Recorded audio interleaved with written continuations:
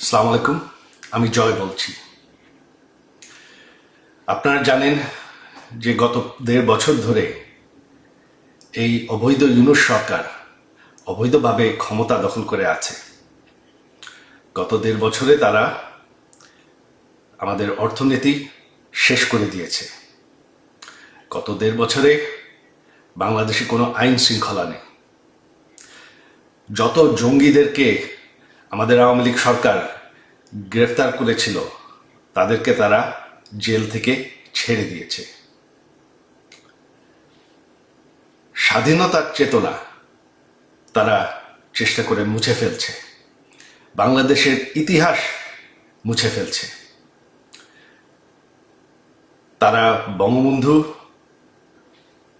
বাসা, যেই বাসা, সেই ঐতিহাসিক ৩২ নম্বর বাসা যেখান থেকে আমাদের স্বাধীনতা ঘোষণা হয়, সেই বাসাকে তারা ধ্বংস করে ফেলেছে। আর সবশেষে তারা এখন জামাতি রাজাকারদের হাতে দেশটাকে তুলে ধরার চেষ্টা করছে। এখন রাজাকাররাই ক্ষমতায়। এখন তারা চেষ্টা করছে বঙ্গবন্ধুর কন্যা প্রধানমন্ত্রী শেখ হাসিনাকে বিরুদ্ধে অবৈধভাবে আইন বদলায়, মিথ্যা মামলায় গায়ের জোরে সাজা দিতে। তাতে কোনো লাভ হবে না। তবে আমাদের দেশের ভবিষ্যৎ এখন অনিশ্চিত।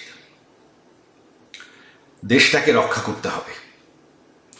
আপনারা যদি এই ভয়ঙ্কর পরিস্থিতি থেকে বের হয়ে আসতে চান, আপনারা যদি চান যে বাংলাদেশ আবার সেই উচ্চ অর্থনীতিতে পরিণত হতে থাকুক, আপনারা যদি চান যে বাংলাদেশে আইন শৃঙ্খলা থাকে, বাংলাদেশে জঙ্গিবাদ না থাকে, বাংলাদেশে রাজাকাররা যাতে ক্ষমতায় ফিরে না আসে, যাতে আমাদের স্বাধীনতার যুদ্ধ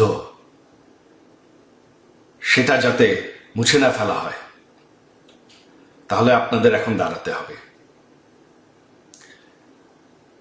আপনারা জানেন ১৩ তারিখ আগামী পরশুদিন আমরা ডেকেছি ঢাকা অবরোধ।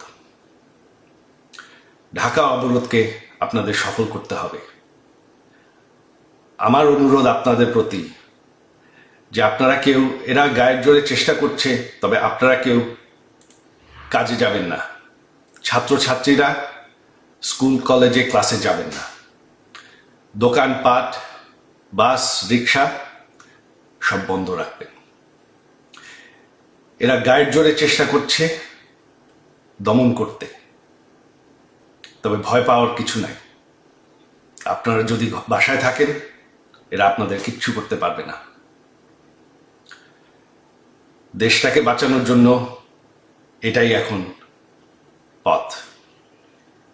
আপনারা যদি না চান যে রাজাকারদের হাতে দেশ চলে যাক, বাংলাদেশের ইতিহাস মুছে ফেলা হোক, বাংলাদেশ, যে বাংলাদেশ আমরা ভালোবাসি সেটা শেষ হয়ে যাক, তাহলে এখনই সময়।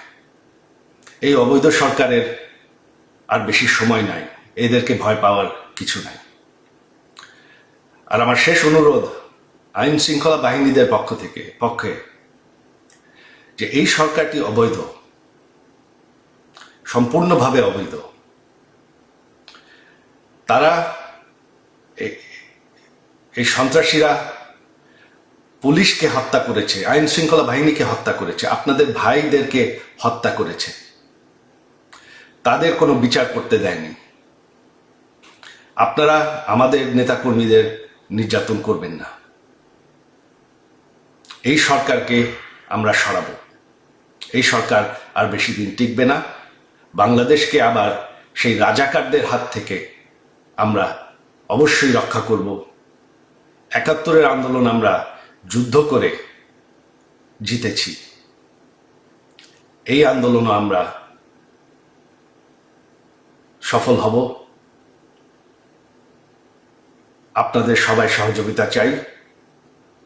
আমাদের এক হয়ে দাঁড়াতে হবে বাংলাদেশকে বাঁচানোর জন্য। জয় বাংলা।